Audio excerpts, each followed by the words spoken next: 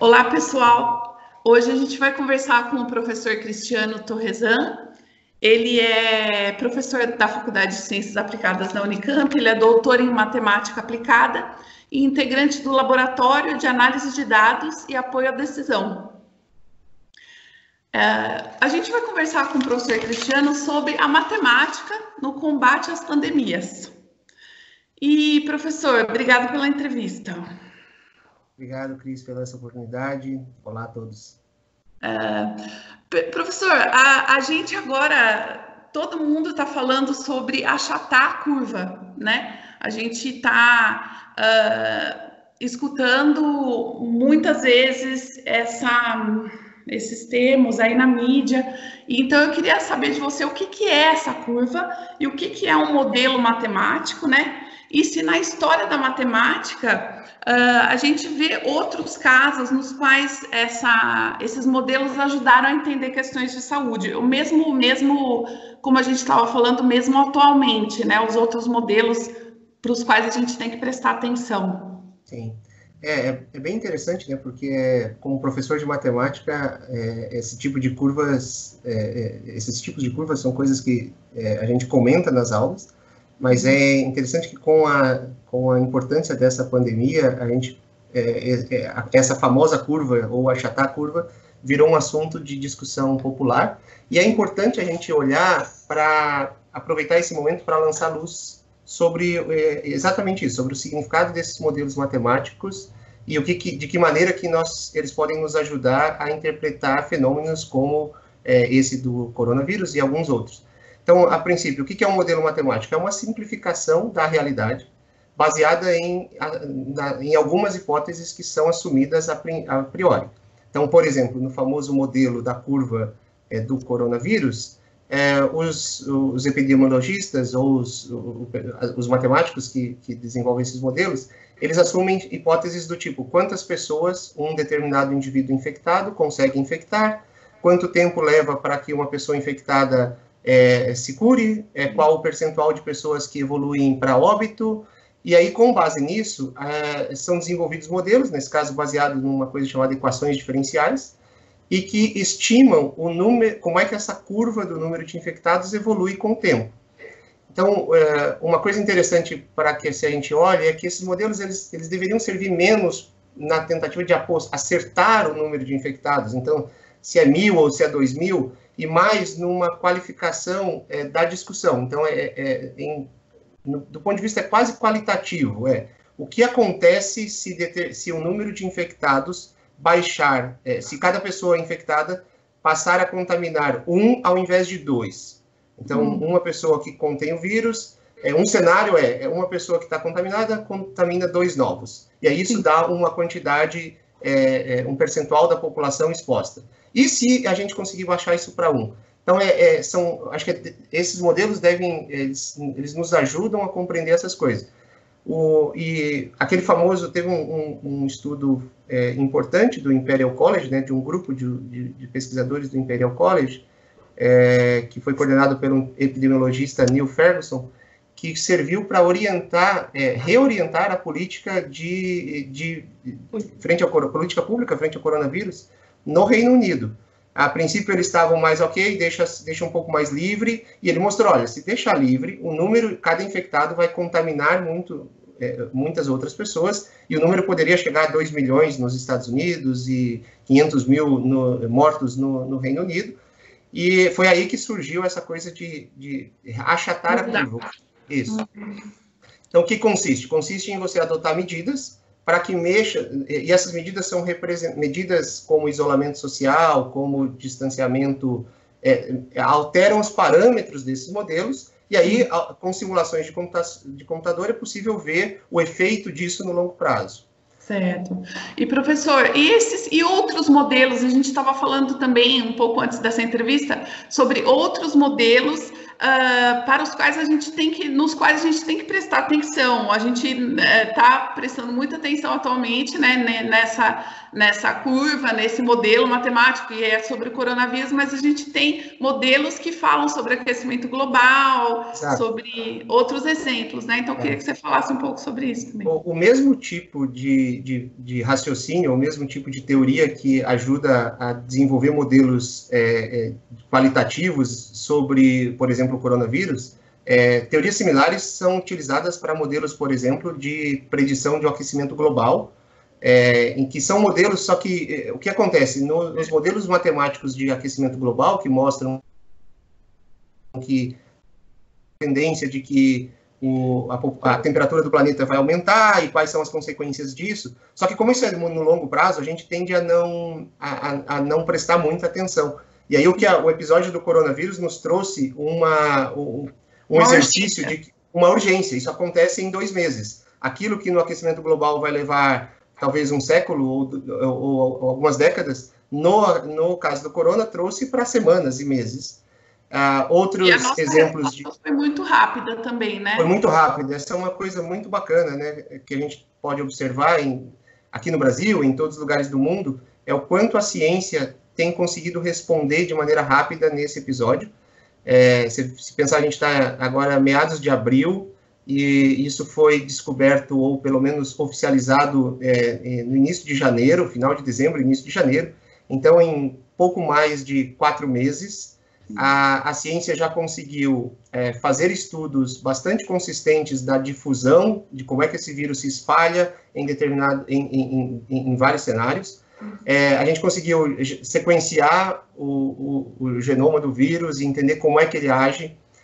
E estão aparecendo agora respostas muito efetivas em termos de novos equipamentos, novos fármacos, e que acho que isso é uma resposta à ciência, uma resposta da ciência para a população, numa época que é muito importante, né? A gente estava vivendo um período de descrédito na ciência, de descrença na ciência, de desacreditar nos fatos, e quando a gente acontece uma crise como essa, você vê que diferentes setores da sociedade, então, muitos líderes, quase todos os líderes mundiais das nações, então a política está se voltando para a ciência, muitos líderes religiosos dando orientações de que a gente deve seguir a ciência, e grupos de cientistas do mundo inteiro se reunindo de diferentes áreas, então médicos conversando com engenheiros, conversando com matemáticos, com filósofos, de como é que a gente consegue sair junto disso.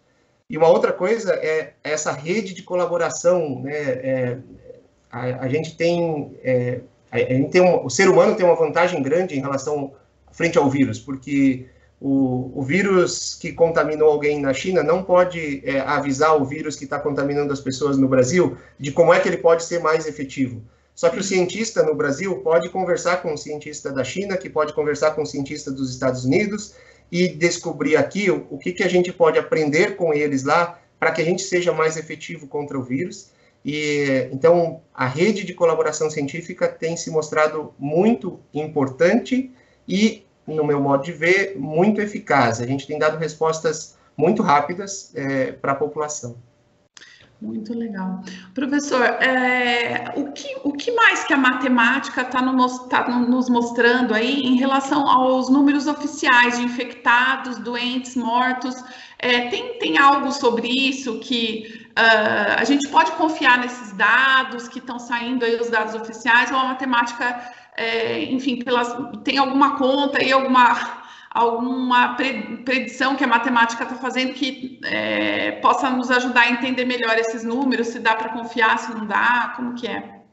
Bom, vamos lá. Em relação aos números, eu acho que a gente tem que confiar nos dados oficiais. Então, tem vários canais, por exemplo, o World Metrics, ou o próprio Ministério da Saúde tem divulgado os dados oficiais, e quase todos os países têm tentado ou têm se colocado de maneira muito transparente em relação aos dados. Então, os dados oficiais são esses. O que tem é que, mesmo as autoridades de saúde, têm dito que talvez o número de infectados, ou possivelmente o número de infectados e os números de mortes, são maiores do que os que aparecem nos dados oficiais, não por uma falta de transparência, necessariamente, porque, por exemplo, no caso do Brasil, não tem teste para todo mundo.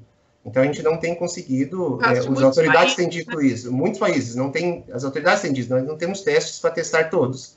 Então, isso tem um atraso. Então, essa série temporal que a gente tem visto, talvez ela esteja um pouco atrasada, mas, enfim, os dados são esses e eu acho que a gente tem que confiar. Uma outra coisa é as previsões que são feitas. Então, a partir dos dados que são apresentados, os epidemiologistas, os matemáticos, tentam ajustar os modelos de acordo com essa realidade, com a realidade que vem sendo apresentada.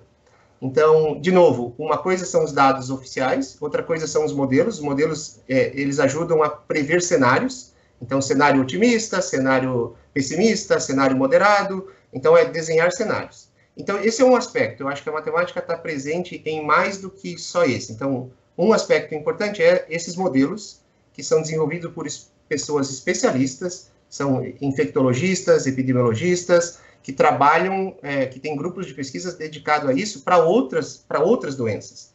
Então, essas pessoas já fizeram isso para gripe, já fizeram isso para influenza, já fizeram isso para uma série de outras doenças e adaptam esses modelos para agora para o Covid. Tem uma outra área, mas a matemática, então, não... a matemática, não... Estou aqui usando o termo matemático para talvez simbolizar o que talvez seja chamado de engenharia de dados, né? Então, quando a gente fala matemática aqui, está envolvendo matemática, estatística, engenharia, ciência de dados e inteligência artificial. Eu vou, para simplificar, vou chamar de engenharia de números ou engenharia de dados. É um grupo multidisciplinar de pessoas que estudam métodos analíticos para a compreensão de fenômenos em geral. Então, um primeiro tema é as famosas curvas. Uma segunda área que essa engenharia de números ou esse grupo de matemática tem ajudado é no desenvolvimento de sistemas de informação capazes de, a partir da coleta de informação e tratamento de dados, conseguir orientar tanto os pacientes quanto as equipes de saúde, quanto as equipes de planejamento. Um desses exemplos é o que a gente tem feito. Eu estou colaborando numa das frentes da Força Tarefa da Unicamp, justamente nessa área. Então, o nosso grupo não está dedicado ao desenvolvimento de curvas, de modelos epidemiológicos. Tem um outro grupo cuidando disso, que a gente já falou. Então, o que a gente tem feito? A gente reuniu um grupo de engenheiros, médicos e matemáticos e estatísticos, dos quais alguns colegas da FCA também têm participado, para o desenvolvimento de um sistema de triagem e monitoramento de pacientes. Então, qual a ideia? Então, esse é o trabalho com o CAISM, né? Com o Centro de Atenção Integral à Saúde da Mulher, só para as pessoas saberem. Lá na Unicamp, que vai tentar fazer um retrato das condições de saúde das gestantes brasileiras durante a pandemia, né? Isso. Para a gente localizar. Exatamente. Esse trabalho começou numa parceria com o professor Rodolfo Paganella, lá do CAISM. E, na verdade, é um trabalho... O trabalho do CAISM continua, então, voltado ao acompanhamento do público das mulheres gestantes durante a pandemia, de como é que elas são afetadas, quais são os cuidados que tem que ter. Esse é um trabalho feito pela equipe do CAISM, mas o trabalho expandiu. A gente está...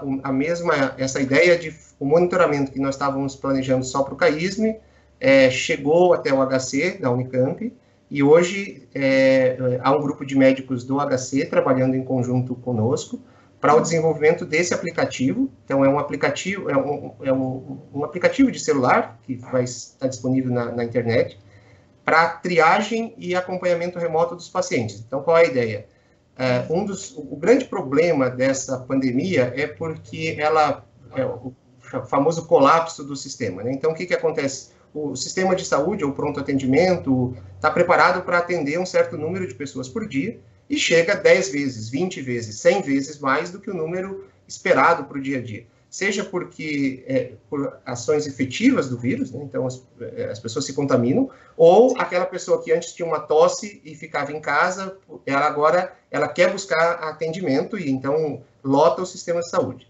O que a gente vai fazer, já está no ar, é um aplicativo de triagem, então o paciente chega, ao invés de ele ser atendido para aqueles que tiverem condições, né, que tiver um celular e lá vai ter rede Wi-Fi, ele responde um conjunto de perguntas através de um robozinho, de um chatbot, que a gente fala, né, um aplicativo que vai fazendo perguntas, quais sintomas ele está sentindo, há quanto tempo, se teve febre ou não, e por trás desse sistema a gente está desenvolvendo um algoritmo para soltar duas informações. Uma é uma predição de urgência, então é equivalente à corzinha que a gente recebe quando vai no pronto atendimento, se é verde, vermelho ou amarelo, vai ter um algoritmo que vai colocar esse paciente na fila. Então ele acaba de preencher os dados no celular, isso evita que ele não precisa fazer isso na fila, as pessoas podem ficar um pouco mais distantes.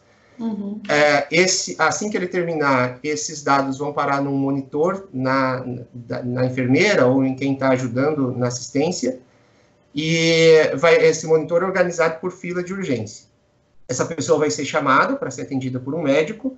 Se ela for internada no hospital, segue os protocolos dos prontuários médicos do hospital. Se ela for encaminhada para casa, essa pessoa vai manter esse mesmo sistema de triagem, vai ser utilizado para manter um contato com ela enquanto ela estiver na casa dela. E isso tudo acompanhado por um conjunto de assistentes médicos e voluntários que vão estar fazendo esse trabalho de telemedicina. Certo. Então, professor, vocês tiveram que conversar bastante, né, também com esse pessoal de saúde, entender sobre questões de saúde, estudar mais sobre saúde. Lógico que já existe também, como a gente estava conversando, a área de biomatemática, né, que liga aplica a matemática a questões de saúde. Então, isso já é uma coisa familiar para os matemáticos, né, para vocês. Mas, nesse caso, vocês tiveram que, com a pandemia, vocês tiveram que se atualizar, enfim, ler mais coisas sobre questões de saúde? Como que foi isso? Exatamente. Nós já tínhamos, há um ano atrás, nós começamos um trabalho de junção desses engenheiros, matemáticos, cientistas da computação e os médicos para a formação de um grupo interdisciplinar justamente para atacar, pensa assim, os problemas que a gente tem enfrentado hoje em dia, eles não respeitam mais as fronteiras do conhecimento, da maneira com que a universidade é organizada. Então, quando a gente tem um problema como esse agora, é um problema que afeta a economia, afeta a saúde, afeta a estrutura das famílias, a cidade como um todo, então a sociedade como um todo. Então, é um grupo multidisciplinar e todo mundo está tendo que aprender de tudo. Então, eu tenho aprendido muito com os médicos. De mundo também, né? Desculpa. Exatamente. A gente tem tentado aprender muitos com os médicos e acho que nesse momento são eles que devem ser muito ouvidos, porque afinal de contas são eles que estão lá na ponta atendendo os pacientes, é onde nós, cidadãos, vamos procurar ajuda quando a gente tem algum problema de saúde. Então, a opinião dos médicos é muito relevante. Depois, um segundo ator muito importante são os trabalhos científicos, o que a ciência tem publicado sobre isso. Então, a gente está atento todos os dias aos artigos científicos que têm saído. E aí, fazendo o papel do matemático aqui, ou do pessoal de computação, é traduzir essas informações que a gente ouve dos médicos e dos artigos científicos em devices, em aplicativos que podem ser utilizados pelo cidadão.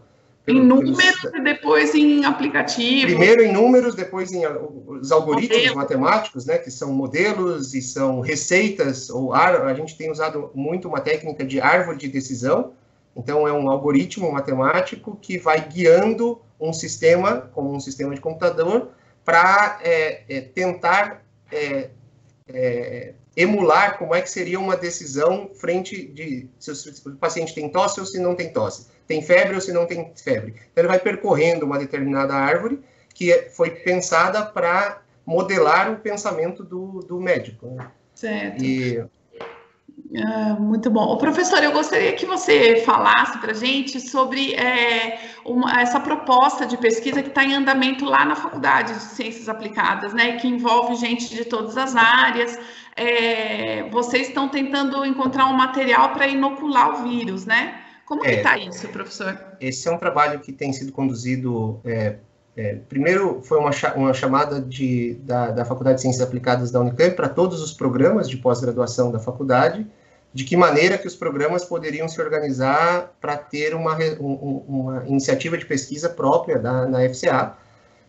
Eu tenho participado eu tenho uma participação muito pequena nisso, está sendo conduzido principalmente pelo professor Leonardo, que é o coordenador de pós-graduação, e pelos demais coordenadores dos cursos de pós-graduação, e uma atuação muito forte do pessoal da área de saúde mesmo, da FCA e da engenharia.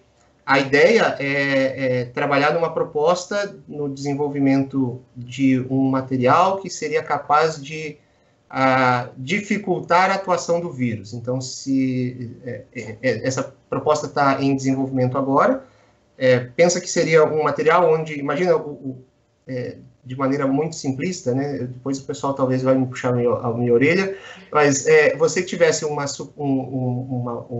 material que fosse capaz de cobrir uma determinada superfície e que, se o vírus se alocasse ali, ele seria inoculado, ou seja, o mesmo efeito que acontece com o sabão. Se a gente fosse capaz de cobrir a nossa pele, ou os materiais, o corrimão, o puxador do ônibus, com um material que tivesse a propriedade que o sabão tem. Obviamente não pode ser sabão, porque vai ficar molhado, vai ficar liso. Então, essa é uma tentativa de descobrir qual é o tipo de material que faria esse trabalho.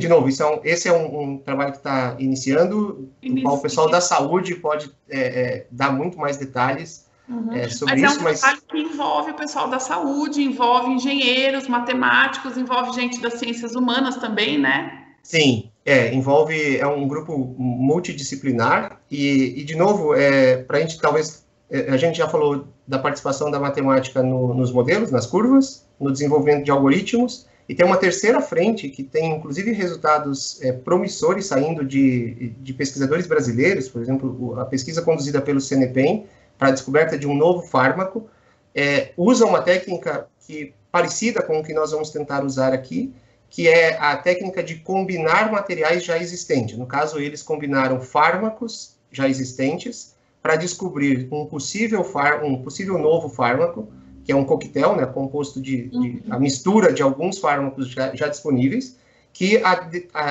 tem determinadas características. Então, eles estavam buscando baixo custo, baixos efeitos colaterais e, obviamente, um alto poder de destruição do vírus. No caso de materiais, a gente gostaria de buscar a combinação de materiais que já existem com características essas que a gente falou, capacidade tem que ser de baixo custo, tem que ter uma boa aderência às superfícies e teria que ter uma capacidade de destruir o vírus. Como é que essa coisa é feita? Em que momento que entra a matemática aí? É que se a gente for combinar de maneira empírica, ou seja, ir lá e combinar fisicamente dois materiais e daí testar, isso pode ser muito caro, tanto caro do ponto de vista de recursos financeiros, porque você tem que adquirir esses materiais, misturar, quanto caro em equipamentos de laboratório e em tempo. Onde é que a matemática entra? A gente entra tentando simular como que seria a interação entre esses medicamentos para atingir um determinado efeito. Isso já tem sido feito com sucesso na descoberta de novas ligas metálicas ou novos materiais, através da combinação de materiais metálicos. E agora também para fármacos. Então, a partir da simulação, os elementos aquelas combinações que deram bons resultados nas simulações são levadas para testar em laboratório. E a partir daí o trabalho é de cientistas de laboratório. A gente sai de campo, fala, olha, a matemática está sugerindo que tais e tais compostos podem dar bons resultados. E aí é um trabalho que eles vão fazer em bancada. Eles vão testar. Eles vão testar, exatamente. Professora, agora para a gente terminar, concluir a entrevista, eu queria fazer uma pergunta mais sobre sua história pessoal, assim, como que você começou a se interessar por matemática e aí como você chegou a fazer um pós-doutorado em matemática aplicada, tudo isso, a história da sua vida aí na matemática, bem rapidinho, aí porque a gente já está com uns 24 minutos de entrevista. Bom, é curioso, porque eu fui piolho de quadra, né, de jogar futebol. Eu jogava todos os esportes, então a minha vontade lá, quando eu tinha 17, 18 anos, era fazer educação física. Mas eu morava no norte do Mato Grosso, então não tinha curso de educação física. O mais perto era a 700 quilômetros. E aí a Universidade do Estado ofereceu um curso, uma oportunidade de fazer licenciatura em 3 áreas. matemática, letras e biologia. E naquela hora eu achei que matemática era o mais perto de educação física que tinha. Então eu vim cair na matemática primeiro por um acaso. E aí eu entrei, eu gostei muito, eu acho que eu fui aprendendo as coisas e eu vi que, no fundo, matemática pode ajudar sendo matemático, eu poderia trabalhar com diferentes áreas, inclusive com esporte, como eu tenho feito aí, né, com os colegas da FCA. E acabei vindo fazer doutorado na Unicamp e vim parar numa faculdade de Ciências Aplicadas, que é na FCA, e eu acho que é um lugar, eu me sinto um privilegiado de estar nesse lugar, porque é onde a gente consegue ter um ambiente muito propício para fazer ciência aplicada de fato. Eu acho que a gente tem um desafio e uma responsabilidade enorme numa faculdade nova, multidisciplinar, onde eu posso conversar, eu posso almoçar com filósofos, com médicos, com engenheiros, com administradores, e a gente tem uma potencial, então, de novo, uma responsabilidade e um potencial muito grande para fazer ciência aplicada. Então, long story short, é isso aí. Muito bom, professor. Agradeço muito, então, a sua entrevista e até a próxima. Obrigado, eu que agradeço a oportunidade, estamos à disposição do que for preciso. Obrigada, professor.